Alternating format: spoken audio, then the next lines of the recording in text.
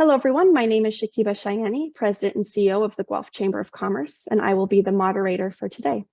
As a leading voice of business, the Guelph Chamber is pleased to be hosting this municipal election question and answer session. Thank you to the candidates for joining us today. Before we begin, I would like to acknowledge that Guelph is on treaty lands of the Mississaugas of the New Credit Nation of the Anishinaabe peoples.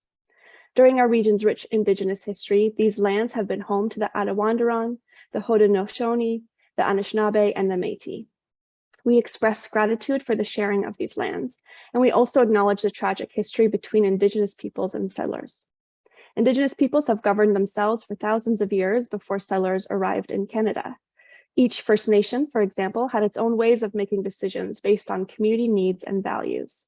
Many of these distinct ways of governance continues today, and the lessons of community needs-based governance are principles we could greatly benefit from. At the Guelph Chamber of Commerce, we continue to play an important role in bringing together business and community leaders to advocate to all levels of government for policies and leadership that enhance the social and economic prosperity of our city, including through discussions like this one. I would now like to introduce the candidates in alphabetical order of last name.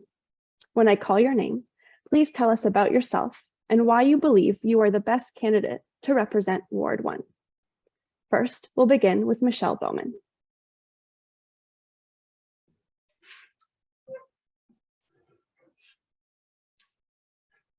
Good morning, and thanks to the organizers, other candidates, and eventually audience. I've lived in the center of Ward 1 for 12 years. Guelph really won my heart. It's the longest I've lived anywhere. My career has been spent assessing the health of lakes and rivers, but I've been involved in politics for the last 5 years. I would like to help the city of Guelph continue to improve the well-being of people and also the environment that we rely on for things like drinking water and food.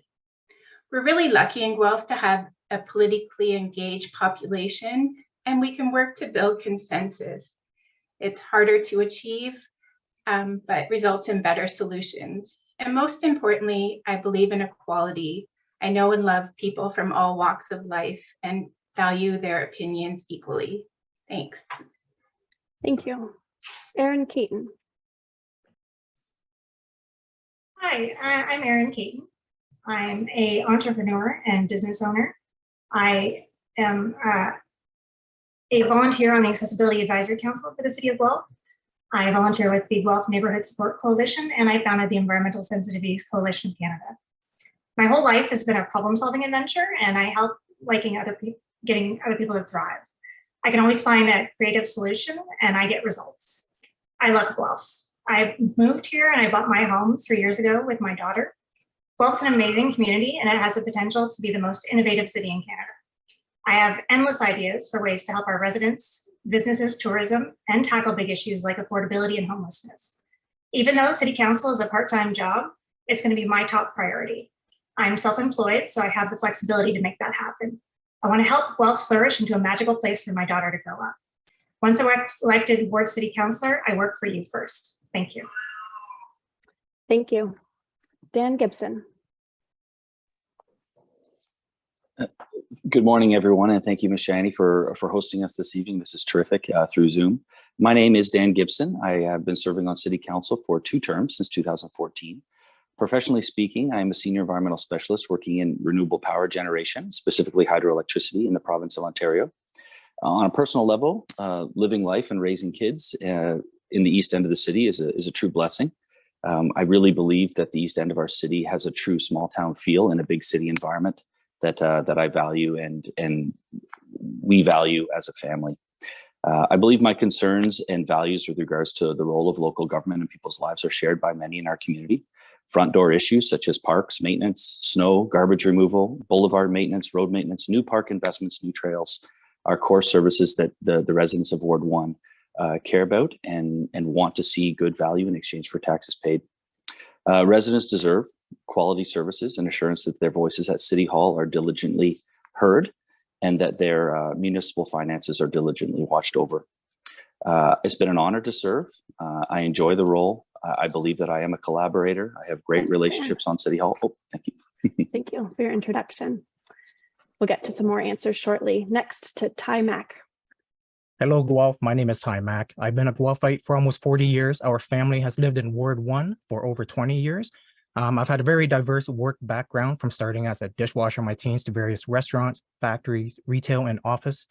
And today I'm a small business owner. I run a marketing and digital media company that actually started as a sole proprietorship in 2005 and was incorporated in 2021. I'm in the business of helping people and businesses with well over 500 plus clients, local and abroad, including nonprofits, regional and provincial governments. I also run a large online community with over 33,000 local members. We are essentially Guelph's fastest growing and most engaging digital community. Over the years, I converse and interact daily with tens of thousands of Guelphites, both online and offline, and I've heard and continue to hear their collective voices on issues that matters to us in our city. Right now, there is an overwhelming demand for change, for positive change. As a community leader, community builder, I wish to use my diverse history and experience in bringing a resident's voice of reason to council and city matters. Thank you. Ty. Next, Chidi Nguyen. Hi, thanks for organizing this. My name is Chidi Nguyen. I'm a community engagement specialist. I'm also a business development strategist for Southern Ontario.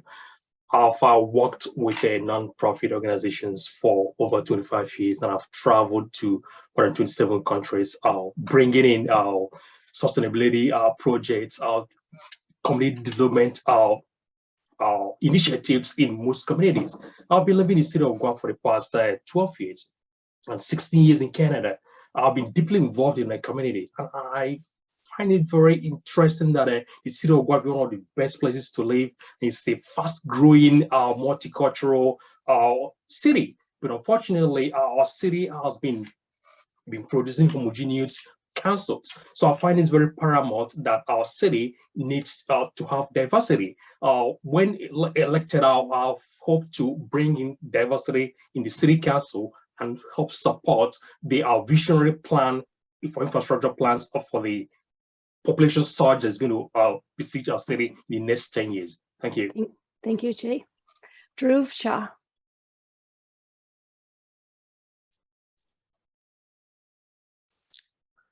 Hello. Thank you again, Shakib. Yeah. So my name is Dhruv Shah. I am IT professional from 20 years in the information technology field. I am first and foremost a family man. My wife Kuntal and I are proud parents of 2 children, Anshul and Yesha. In 2006, we immigrated to Canada with our son. In 2016, we moved to Guelph and immediately fell in love. We decided Guelph would be our home for the rest of our lives. Since then, I've spent my time building community, supporting those in need, and working to make this city a better place for our families and our children. I choose to represent the citizen of my ward because I believe I can make a difference. I am passionate about expanding and building societies. I care about what happened in my ward. Hence, my decision to become active at the city council level for the benefit of all residents. So, yeah, thank you for that. Yeah. Thank you, Dhruv. Okay, we'll begin with our first question. And the first thing we want to know about is, what have you been hearing when you're knocking on doors and speaking with constituents in your ward? We're going to start with Erin. So I think that one of the things that I've been hearing in the ward a lot is that there's nothing to do in the ward.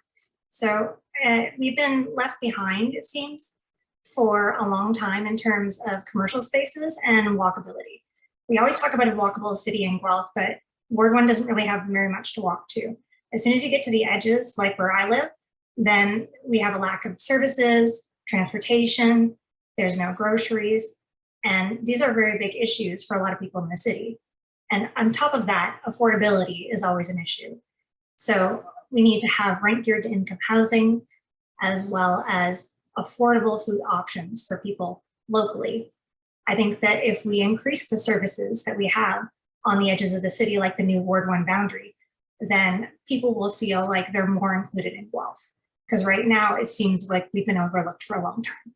Thank you. Thank you. Dan, what have you been hearing? Thanks. Great question. I think it's top of mind for most Canadians, and it's not immune to our election. The inflation crisis that we're facing, cost of living, and housing, not just affordability but accessibility. So the ability to get into housing is an important issue for our residents. Obviously, the commercial expansion into the east end of the city is happening. It's happening slowly, but we do now have a grocery store east of Victoria Road. We've got a few more commercial amenities out here off Watson Parkway, but that takes time. And we were successful in rezoning York Road in the last term of council to allow for a greater use of commercial spaces. But again, what I'm hearing door to door is we want safe neighborhoods, but we also want affordability is an issue, and we want a council that's not going to be adding on to the inflation crisis. And I think that's a very important message. Thank you. Ty, what have you been hearing? To date, I've been actually knocking on thousands of doors. I've heard from thousands of families, and a lot of it is about traffic and road safety, as well as taxes affordability and the usual lack of commercial amenities in our areas. So with that there, traffic and road safety, things like, snow removal budgets, how a lot of residents feel that people in Ward 1 have been mostly neglected compared to other parts in Guelph, especially the south end. So they want to feel that, we're getting more value for our tax dollars. And also affordability. There's, a lot of people on council have consistently voted for items that end up costing us more. So I want to be able to bring them, a safe and affordable community. And also with the Loblaws land, that's also a pressing issue that people want addressed as well. Thank you. Chidi, what have you been hearing? Yes, I've been hearing a lot of things, when I've been doing the knocking and meeting our committee members. One of them is the rise in homelessness, mental health, and addiction. It's been actually expanding to our neighborhoods. Even right here in our ward, in its end of Guelph, there's been a lot of kind of illegal campaign and people coming in without, having access to where to live. And again, affordable housing is a very big issue, as Dan Gibson said, accessibility. And I've been having series of meetings with the Wellington County Social Services Department, trying to find out a lasting solution to affordability. And it's not even housing, rentals. You can't even get any rentals. So people are really concerned about how they can afford where to live. And again, save our neighborhoods. Thank you. Thank you. Dhruv, how about you? What have you been hearing?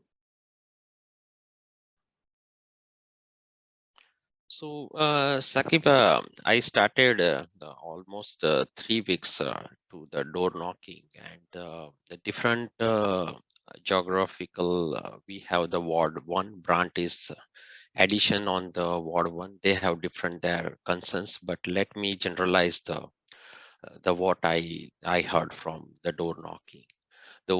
One of the thing is that just my another colleague says that about the need for another grocery stores. Yes, because the Loblaws already bought this land, and they feel that we need another grocery stores to accommodate the high population of the East End. Second thing is very important, that the flexibility to expand their existing house driveway. So a house driveway, basically, again, it will relate it to the affordability, because now your next generations, the children's are now willing to stay with the parents because they cannot afford the outside, the renting the apartment or condo, because it's too much high cost. So they need to expand. So they need the big driveway they want. Another thing is the Dhruv, we have to move on. Yes, we have 1 minute for answers. Thank you very much. Thank you. Michelle, how about you? What have you been hearing? I'll echo a lot of the things that other candidates have always said. I think front and center is affordability. Everything has gone up except wages, especially housing. A lot of people on my street have had to move out of Guelph, which is really heartbreaking, not by choice, just because they can't afford to live here. And they're still fortunate compared to the people that can't find homes, especially students moving into the city, can't find places to live. So those are kind of citywide problems. Within the East End, we always hear lots about transportation, so driveway widths. Speed bumps are a hot topic that we got some new ones, so we need to find some consensus on that, safety and ways to make our roads safe. And a lot of people want to be able to bike and walk places. Also, just lots more porch pirates and vandalism, and I think all those things are related. Thank you. Our next question is, what do you believe is the biggest challenge or opportunity facing Guelph City Council in the upcoming term? Dan, we start with you. Thank you for the easy question, Ms. Shiny.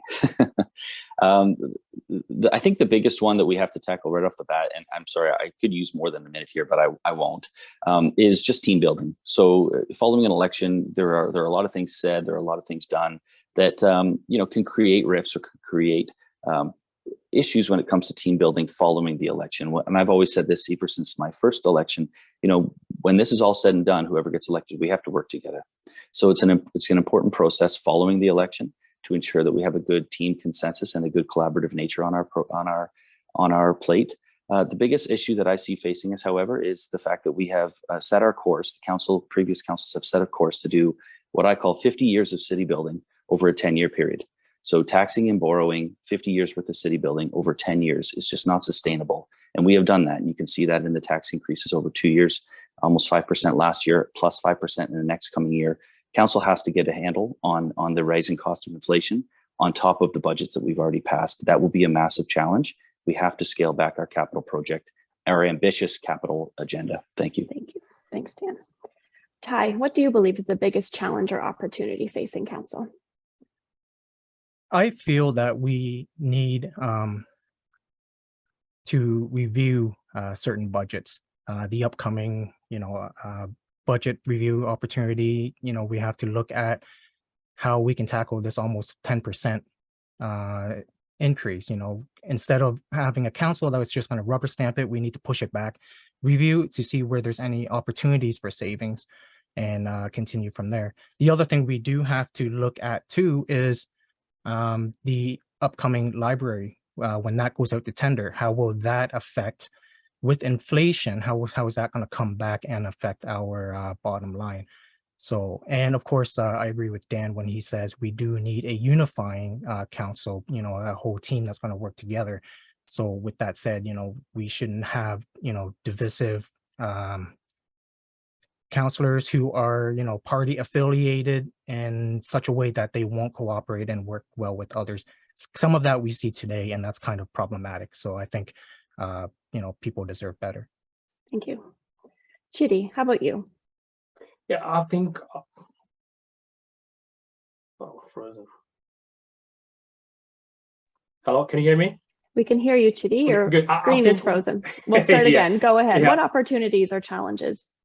I think one of the biggest challenges we might face in this council is the projected population surge. It's projected that it's going to be almost 200,000 people coming into our city in a couple of years' time. So we need to have a robust visionary infrastructure plan to prepare our city for this population surge. Because right now, there are no renters, rent is not affordable. So the main problem for me, as I say, is to tackle the population surge coming to our city. Thank you. Thank you. Dhruv, how about you?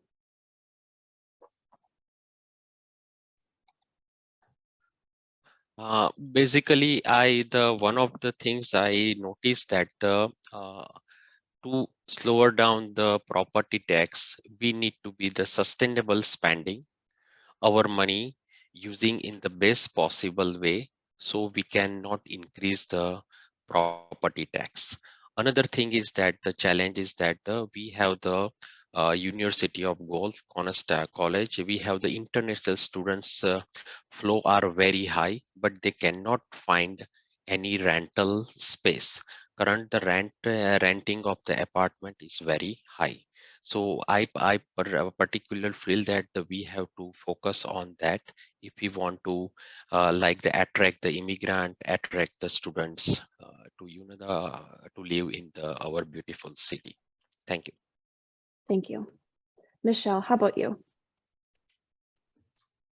I think as other people have mentioned, affordability and budget come to mind.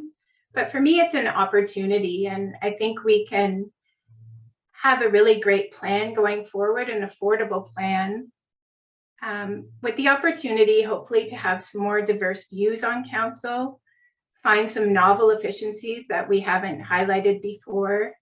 Building consensus will help. So it's easy to kind of come to a solution or a way forward in your echo chamber, but to have a solution that everyone agrees with, you know, it's a solid solution.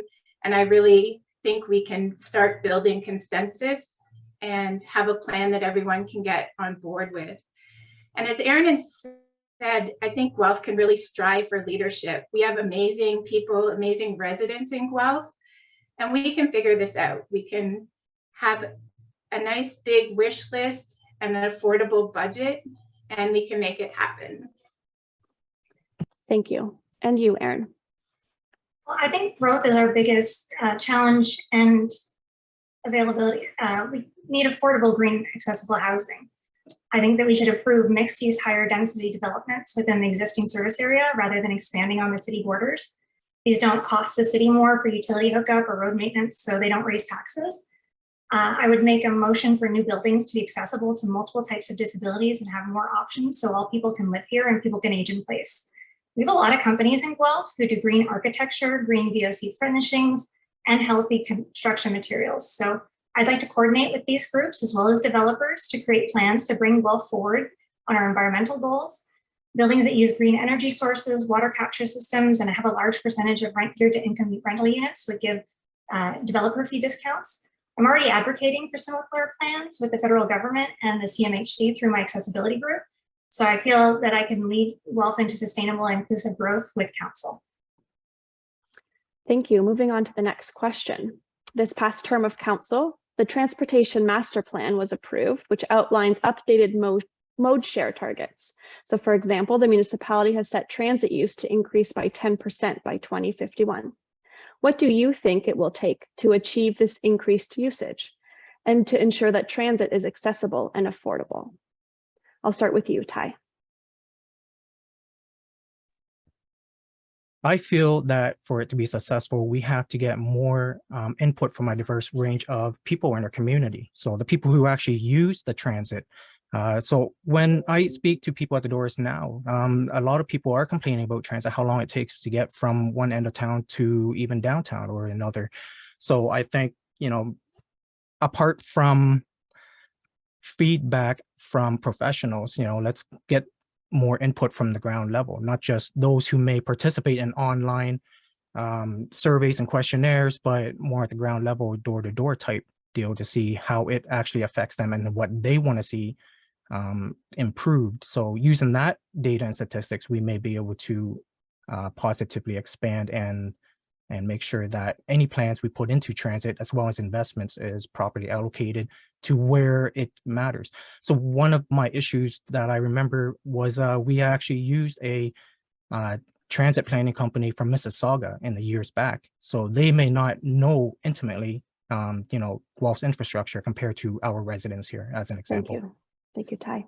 Chidi, how about you?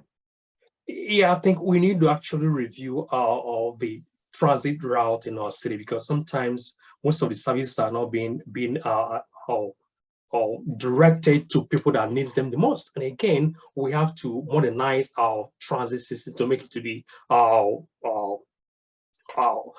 energy efficient, not to pollute the environment, and also to make it accessible to areas that are not real, like the routing system and the hub, to make it to spread it out in all the cities and the area that people need to get from their homes to their place of work.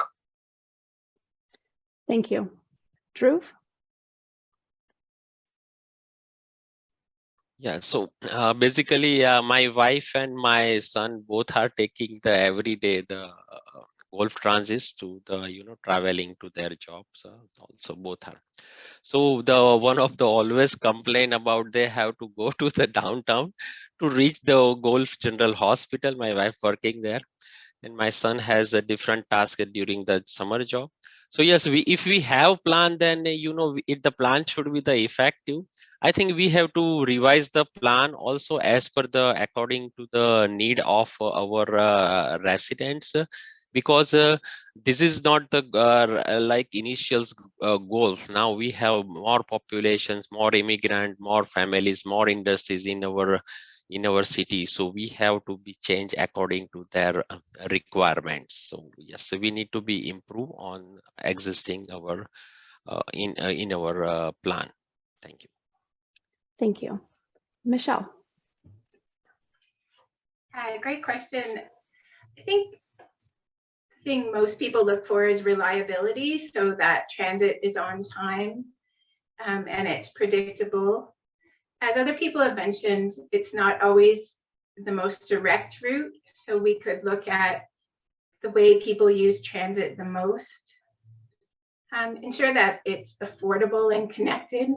Part of the transit plan I'm most excited about is safer and more accessible bike lanes. And I know I've lived in other cities where you see lots of bikes on the front of buses. So I think if we improve walkability and bikeability of the city, that will also improve transit.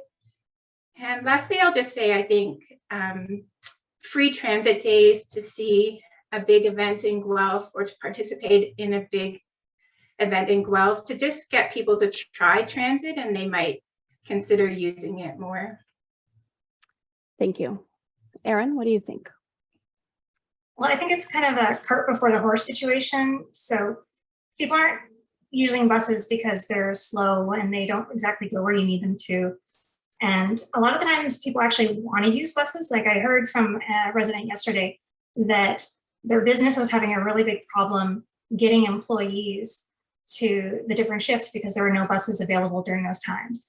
So I think that rather than being a passive response with the city by waiting for people to come to us, we should be going to businesses and asking them where they're having issues in terms of getting their employees there, talk to the schools, talk to the other big areas and see what they need as well. I think that if we had express bus lanes, that might be one way to get people to where they need to go faster. And we just need to increase the routes, just like Michelle said. There's a lot more that we could be doing in terms of where the buses go. Thanks. Thank you. And Dan. Yeah, thank you, Ms. Shiny. So I'll three-part answer. First, I've overwhelmingly heard that cyclists like separated bike lanes, and I think that's probably consensus now in the city. I'm glad that that has taken root.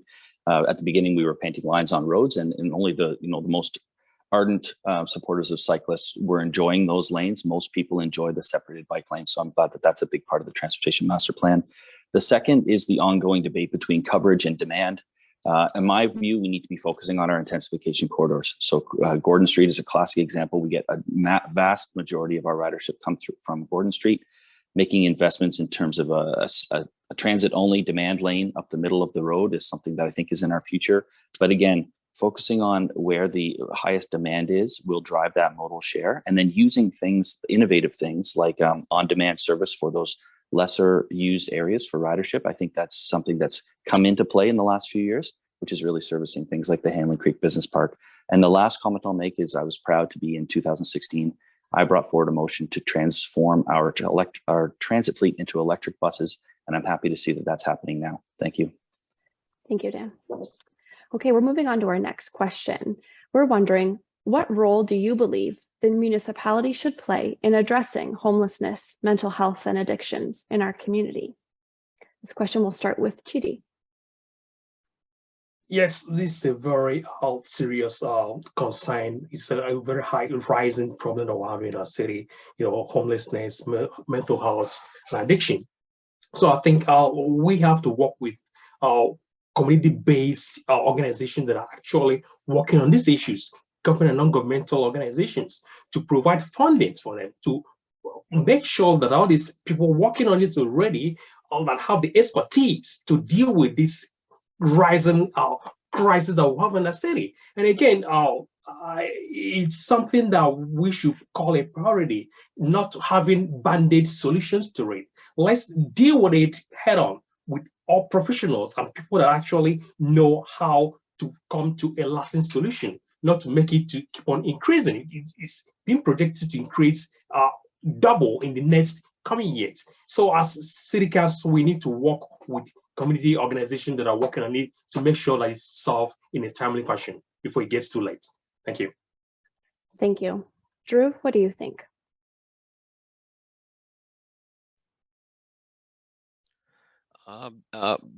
Basically, I personally feel that the districts, currently we have the district center. Their timing is 8 o'clock to the 10 o'clock. So first, I think we have to be like recommended to the provincial government to increase the time from the 24/7. Another thing is that we have the limited bed in our hospital to reserve for the mental health addictions patients. We also need to be increase that number of beds. In the last week, we have the newspaper article that we have almost 12 deaths in our city due to overdose of the drugs.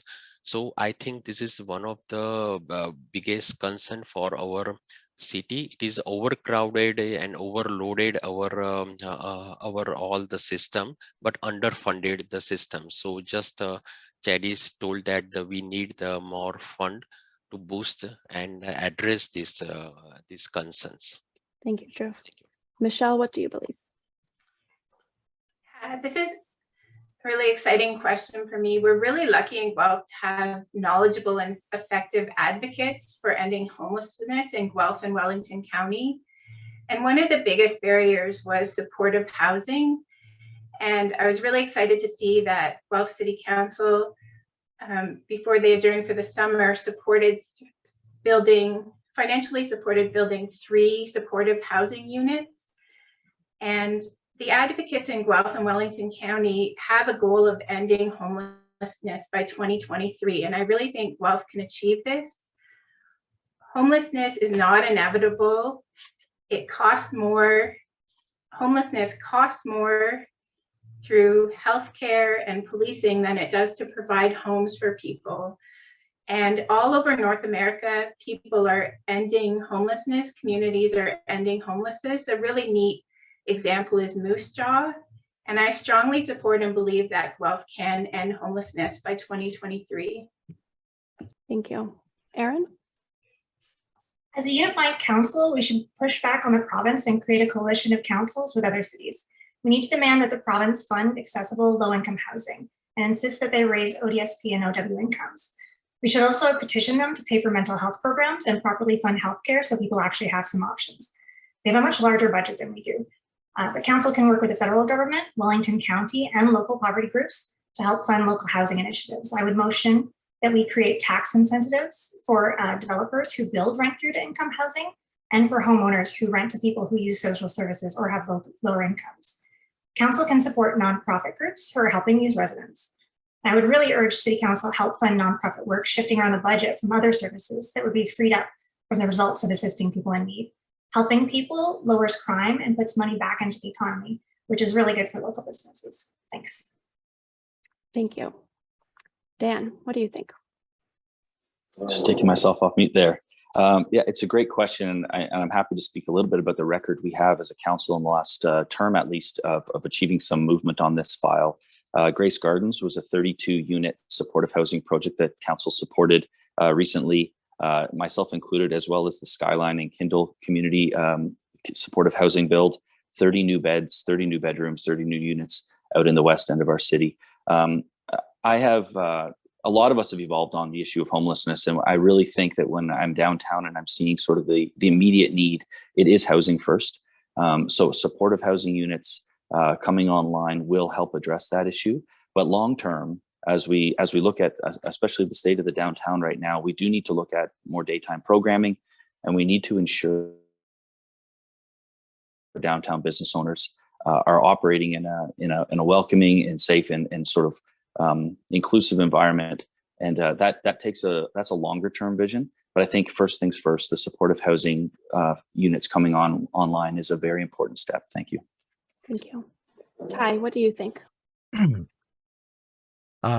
First, I feel that having a home and shelter should be a basic human right. And as such, when the municipality, they should be, partnering up with any local groups that is in the experience of helping that. So we recently helped family members ourselves who were homeless at one point. So, I can relate to that on a personal level.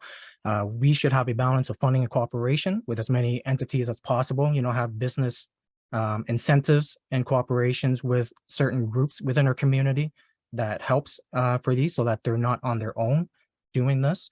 The United Way Guelph and Wellington is a great group as well. I'm happy to actively support and promote them for their Home for Good campaign. So their initiative there is actually a great way of addressing homelessness. So I encourage people to visit their website, homeforgood.guelph.ca.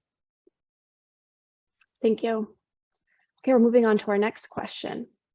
As you most know, Guelph is mandated to grow by about 60,000 people in the next 30 years. There are two ways to grow, up with density and out with land annexation.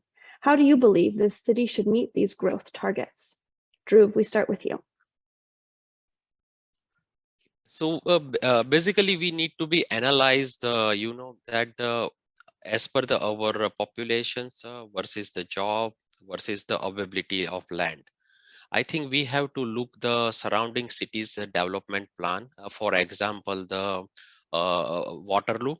Waterloo has come out with a very great plan about the lots of condominium, and currently is one of the popular, their model are going. So give the more facility to the condominium in our Guelph city, because we have the very limited land, and that will help to the build more houses and more affordable to the students, to the immigrations people also. Thank you. Thank you. Michelle. For me, this is a tough question because I think our mandate to grow is the wrong metric. We should really be centering the wellness of people and the wellness of environment and let growth kind of fall as it may, but we have been mandated to do it. So definitely density is the way to go. And so the city has made some progress by modifying the zoning laws. So there'll be more room for backyard houses, laneway houses, things like that, different ways to increase density. Also, just with respect to growth, making sure we have desirable green jobs and desirable green housing initiatives to attract people to our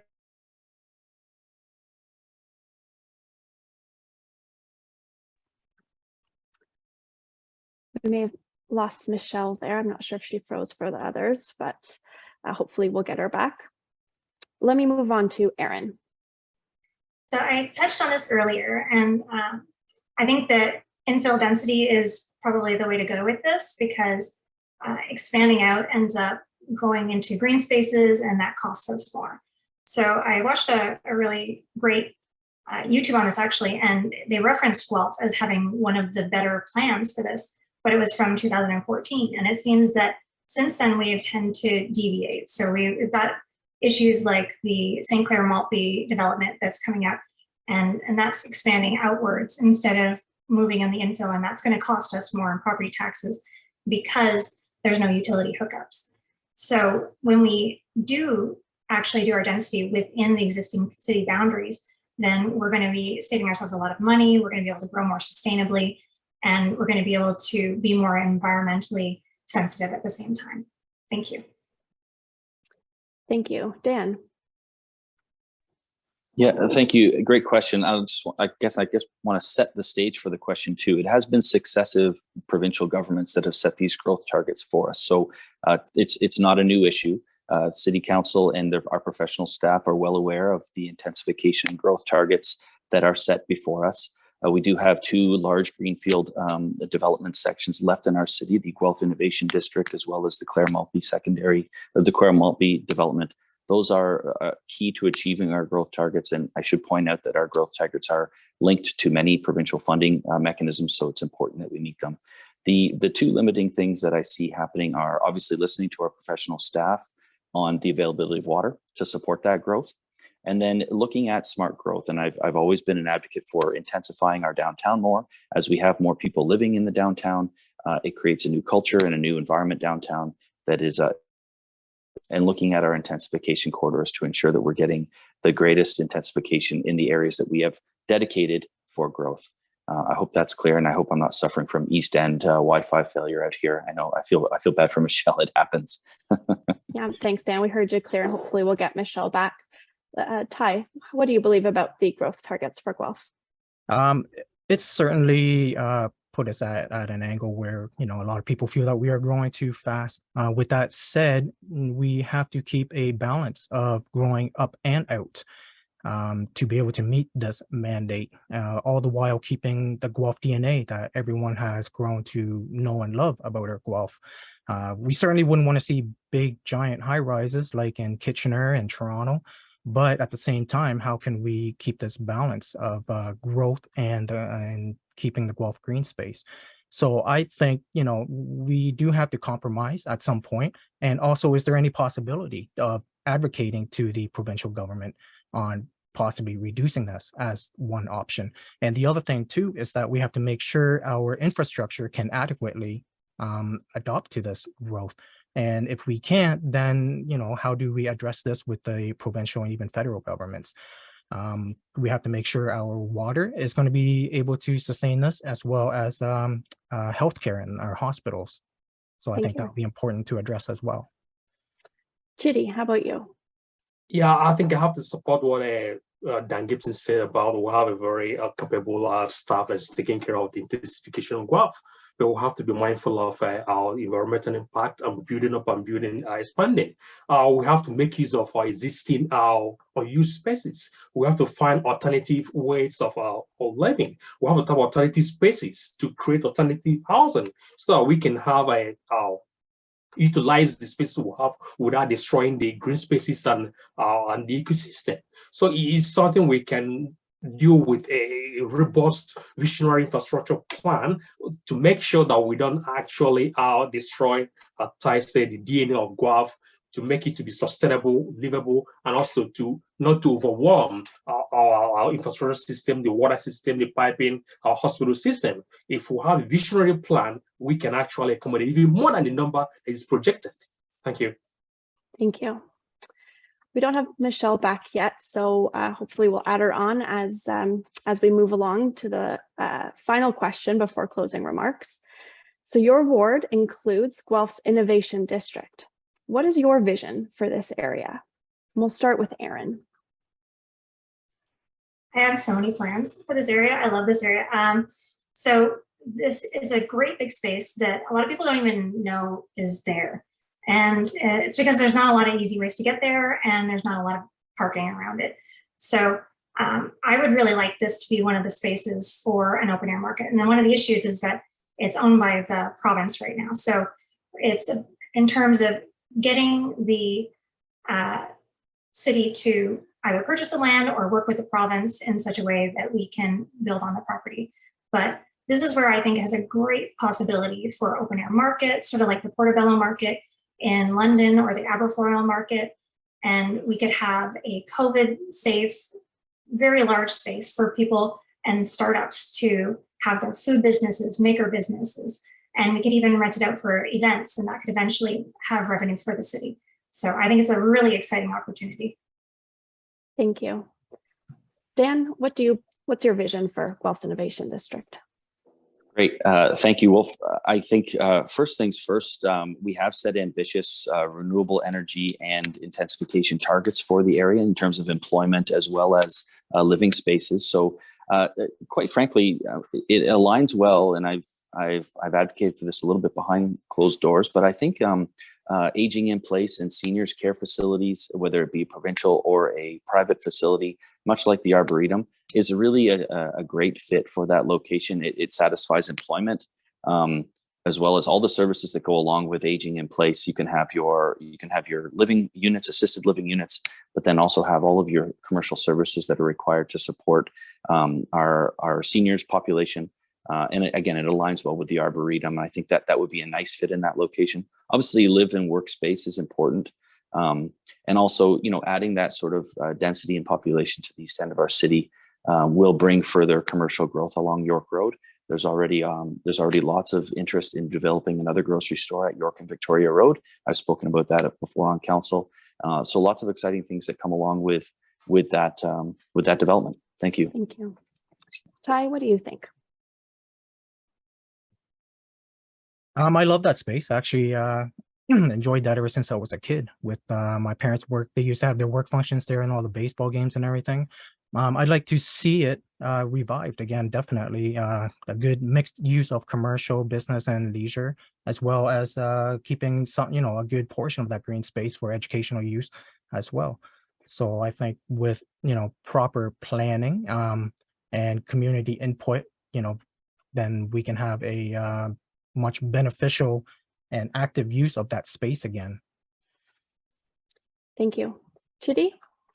I think we can have a robust plan since I believe in smart city initiatives. So if we can, this is a very nice space, we can have a multi structure there to make it to be more accessible to a lot of community members. And again, it's nice to have a kind of public opinion to find out how we can best utilize the spaces in the best possible way, and also maintain the integrity of the green spaces and people that use them. And again, to be mindful of the diversity of our city, to make sure that we include some structures and activities that other cultural backgrounds can actually enjoy in our community.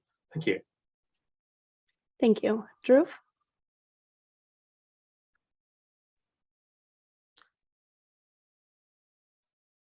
Yeah, so basically, I promote for the innovations district should be the more about the example of the renewable energies place, as well as the new industries we have to welcome. We can provide some data intelligence to make their business easy and give the space for our neighborhood. We need to see the people oriented place of the essential amenities, walkable neighborhoods, industries, IT hub.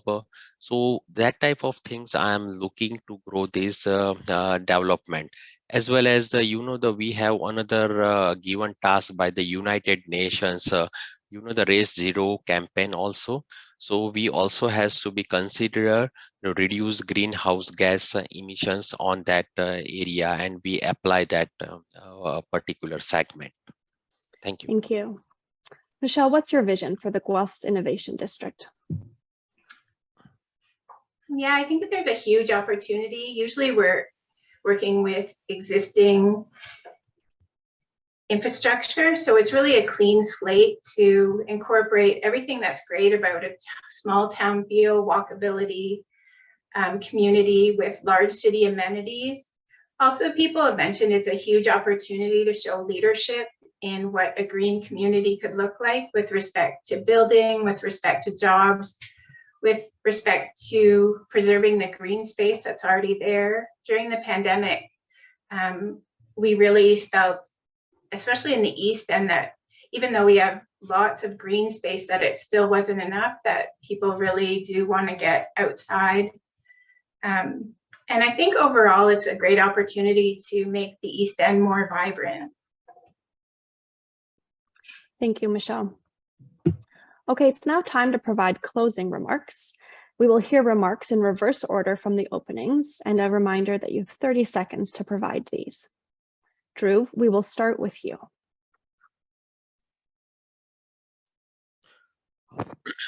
I am people's person.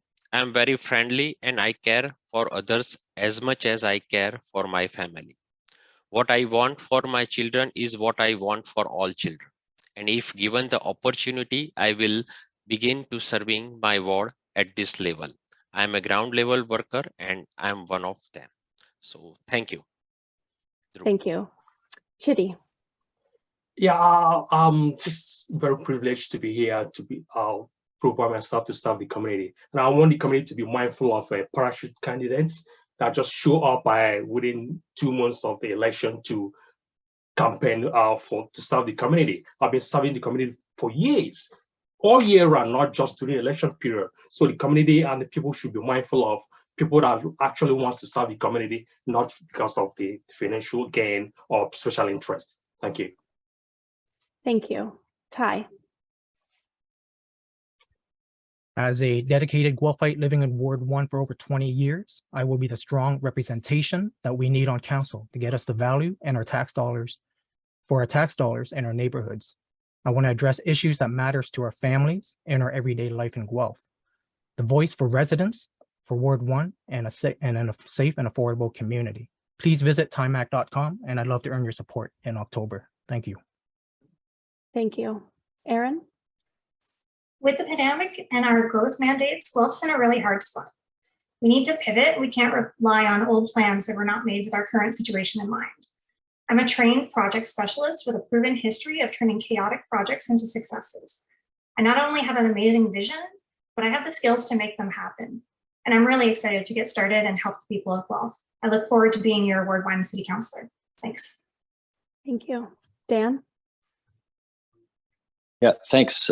Thanks again for this, Ms. Shiny. This is terrific. And I'll end with something I've said many times on the campaign trail. The same person that shakes your hand and says hello during the campaign will be the same person that you get after the election.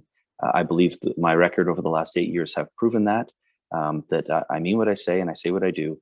And I'm happy to just to continue, hopefully continue on with that same mentality of being the same person in the public that I am when I go to City Hall, bringing pragmatic solutions with an affordability lens, thinking about the families in our community and thinking about affordability. Thank you. Michelle. Thanks again to everyone involved in making this event possible. I'd just like to say that I've achieved my career goals, so I would really like to focus on being your city councilor for Ward 1. It would be my primary focus. And also the priorities of the residents of the ward and the city would come first. I'm not running on any specific agenda, just to make Guelph the best it can be. I can't promise to lower your taxes. I think it's pretty impossible, but I do enjoy and excel at building consensus to find the best path forward and a future everyone can be excited about. Thank you. Thank you, candidates, for joining us today and putting your name forward during this election. Thank you to everyone who's tuned in. Election Day is Monday, October 24th. And for more information about candidates and where to vote, please go to vote.guelph.ca. Thank you.